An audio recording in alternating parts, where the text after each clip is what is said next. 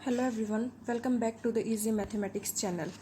Last video में जब हमने देखा था कि हमारे पास कोई भी ए वेक्टर गिवन है और कोई भी बी वेक्टर गिवन है तो उनके हम क्रॉस प्रोडक्ट किस तरह करेंगे कि आई जे के जो यूनिट वेक्टर हैं वो सबसे ऊपर, फिर जो ए क्रॉस बी लिखा है तो यानी कि ए वेक्टर पहले तो ए वेक्टर के कंपोनेंट और फिर बी वेक्टर के कंपोनेंट और उनकी मल्टीप्लाई डिटर्मिनेंट फॉर्म में हमने खोल दिया था। तो ये इससे जो रिजल्ट आएगा, जो वेक्टर आएगा, वो हमारे पास क्या होगा, ए वेक्टर क्रॉस बी वेक्टर। आइए आज इससे रिलेटेड कुछ एग्जांपल्स देखते हैं। फर्स्ट एग्जांपल है हमारे पास कि फाइंड ए वेक्टर क्रॉस बी वेक्टर। ए वेक्टर क्रॉस बी वेक्टर को हमें फाइंड आउट करना है। हमारे पास ए वेक्टर भी गिवन है और बी वेक्टर भी गिवन है और आगे क्या बोल रखा है कि ऑल्सो फाइंड ए वेक्टर क्रॉस बी वेक्टर का मैग्नीट्यूड। इनकी जो क्रॉस प्रोडक्ट से जो रिजल्ट आएगा उसका हमें मैग्नीट्यूड भी फाइंड आउट करना है। तो सबसे पहले सॉल्यूशन देखते हैं। सॉल्यूशन इसमें ए वेक्टर हमारे पास गिवन है क्या, आई कैप माइनस 7 जे कैप प्लस 7 के कैप।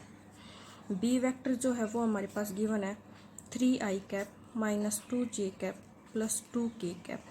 अब हमने देखा है कि पीछे कि ए वेक्टर क्रॉस बी वेक्टर को हम किस तरह से लिखेंगे, आई कैप जे कैप यूनिट वेक्टर्स और फिर ए वेक्टर पहले तो इसके कंपोनेंट्स, आई का कंपोनेंट क्या है यहाँ कोफिशिएंट 1, जे का -7 और के का यहाँ क्या है 7। फिर बी का कोफिशिएंट आई में 3, जे में -2 और के में 2 और इसका ये डिटर्मिनेंट।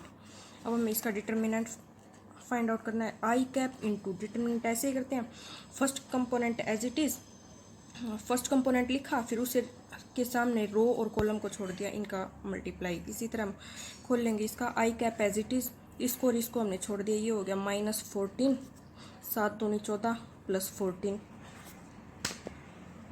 कि एक माइनस तो यहाँ था ही, एक माइनस और आएगा उससे। फिर minus J cap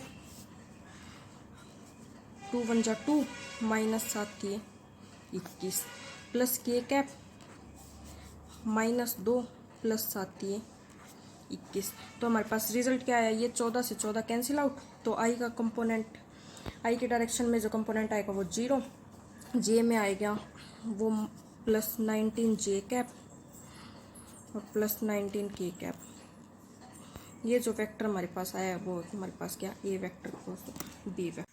A vector cross B vector हमारे पास आ चुका है। अब हमें क्वेश्चन में दिया हुआ है कि ए वेक्टर क्रॉस बी वेक्टर का मैग्नीट्यूड भी फाइंड आउट करना है। तो मैग्नीट्यूड फाइंड आउट करने के लिए हम क्या करेंगे, जो आई जे के कोफिशिएंट होते हैं उनका स्क्वायर को ऐड करते चले जाते हैं और अंडर द रूट। अब यहाँ हम देखते हैं कि आई का कंपोनेंट 0 है यानी कि है नहीं, तो उसका हम लिखने का कोई फ़ायदा नहीं है।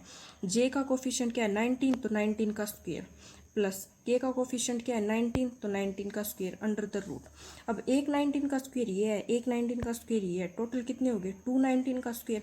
जब हम अंडर रूट से खोलते हैं तो क्या है कि स्क्वायर से अंडर रूट कैंसिल हो जाता है, तो 19 के ऊपर तो स्क्वायर है तो उससे तो ये अंडर रूट कैंसिल हो गया, तो ये बाहर आ जाएगा 19। 2 के पास स्क्वायर वगैरह कुछ नहीं, तो ये अंडर रूट में एज इट इज़। तो इसका जो मैग्नीट्यूड की वैल्यू आएगी वो क्या आएगी 19√2। अब हम नेक्स्ट क्वेश्चन देखते हैं।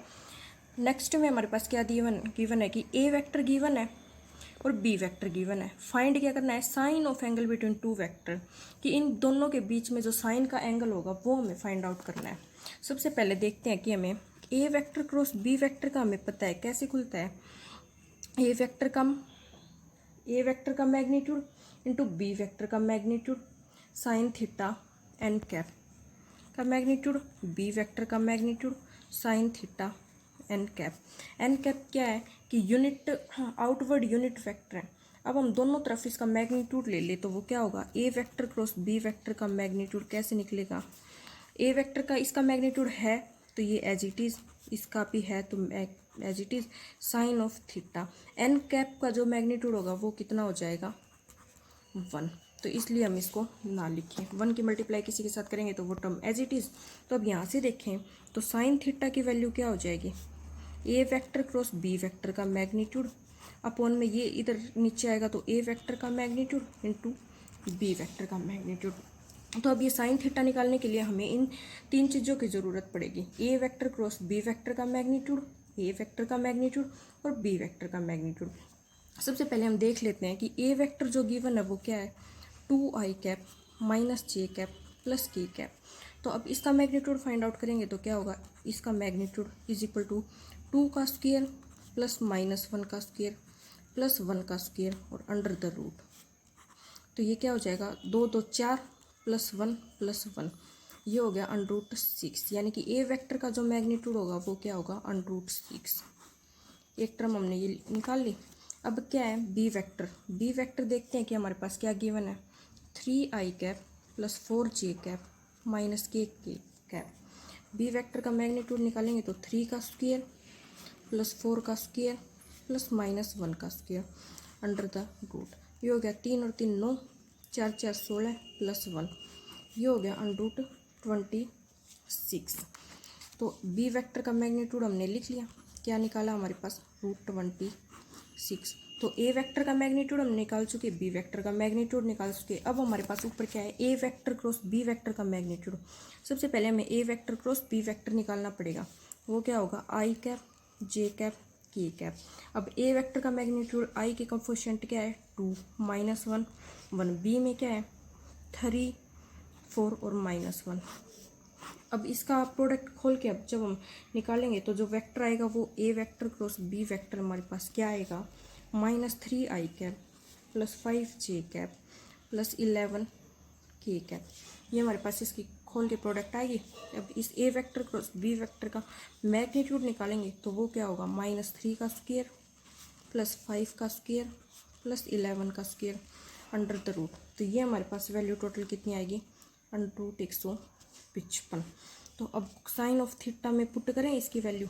साइन थीटा क्या है, A vector cross B vector का मैग्नीट्यूड। तो ये हमारे पास ऊपर क्या है √150, ये 155 अपॉन में ए वेक्टर का मैग्नीट्यूड इंटू बी वेक्टर का मैग्नीट्यूड। ए वेक्टर का मैग्नीट्यूड हमने क्या निकाला है √6, बी वेक्टर का मैग्नीट्यूड क्या निकाला है √26। तो ये ऊपर हो गया 1, ये 155 अपॉन में इन दोनों की मल्टीप्लाई करेंगे तो क्या हो जाएगा √156। तो ये जो हमारे पास आएगी ये क्या आएगी, साइन ऑफ थीटा की वैल्यू आएगी। इस तरह हम कोई भी हमारे पास अगर दो वेक्टर गिवन है तो उनके बीच में हम sine of angle find out कर सकते हैं।